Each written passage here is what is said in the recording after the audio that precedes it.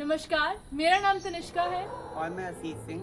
और आज हम विप्रो उद्यम की तरफ से आए हैं जो कि वेस्ट मैनेजमेंट के अंडर आता है। और आज हमारे साथ जुड़े हुए हैं राजेश कुमार सिंगला जी, और जिनसे हम ये जानना चाहते हैं कि पुराने टाइम में जो फंक्शन होते थे वो कैसे हुआ करते थे और इनमें क्या क्या कचरा बनता था। तो चलिए शुरू करते हैं। तो अंकल, क्या जब आप छोटे थे तभी फंक्शन ऐसे मनाए जाते थे जैसे आज के समय मनाए जाते हैं?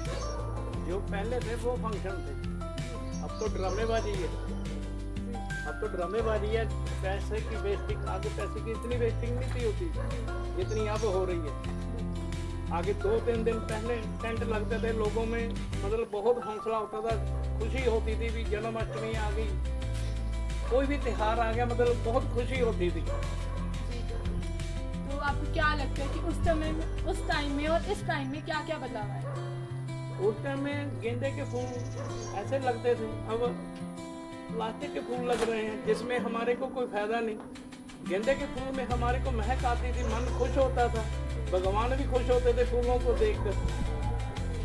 तो पहले सेलिब्रेशंस जो होती थी, कोई फंक्शन होता था, उसमें कौन कौन से कचरे बनते थे पहले? उसमें भी पहले कोई कचरा नहीं था। जो फूल लगते थे सजावट के लिए वो मतलब खाद खूद में बरत लेते थे लोग। अब तो कचरे में जाता सीधा सारा, जो गंद है जो सारा कुछ इकट्ठा करके अगला एक डंप में डाल देते हैं कचरे को। आगे वो खाद में यूज कर लेते थे उसको। तो क्या आप ऐसे किसी इंसान को या ऐसे ग्रुप को जानते हैं जो आजकल के कोई भी इवेंट को ऐसे मनाए कि कोई कचरा ही ना बने? ऐसी कोई चीज ही नहीं है। ये पानी वाला गिलास है जिसमें कोल्ड ड्रिंक पीते हैं, उसका कचरा ही बनेगा। आगे पित्तल के बर्तन होते थे, आगे लोग पित्तल के गिलास थे, पित्तल की थाली थी, पित्तल की कौली, पित्तल का चमच। अब सारा कुछ तो प्लास्टिक में है, तो ये तो कचरा ही बनेगा, आगे कचरा नहीं बनता था।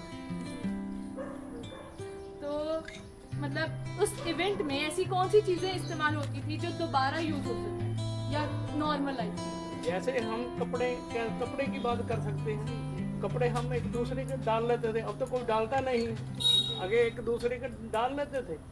जैसे मैं बड़ा हूँ घर में, तो छोटा भाई डाल लेता था, छोटे से छोटा डाल लेता, वो फिर भी दोबारा फिर मतलब जैसे कोई ट्रंक पे या पेटी पे ऐसे उसको यूज कर लेते थे।